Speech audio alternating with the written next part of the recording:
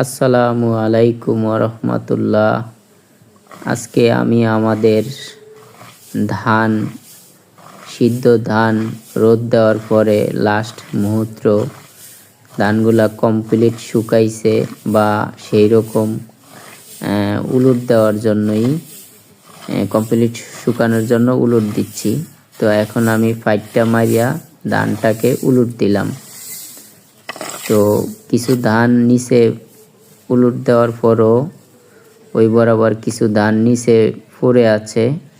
তো আমি আমাদের ঝাড়ু দ্বারা ওই ধানটাকে, যে ধানটা নিচে পড়ে আছে পাইটটা দেওয়ার পরে, ওইখান থেকেও আমি আবার ঝাড়ু দিয়া ধানটাকে সরিয়া এই পাশে ফালাইলাম, যাতে কমপ্লিট ধানগুলো উলট দেওয়া ক্লিয়ার হয়।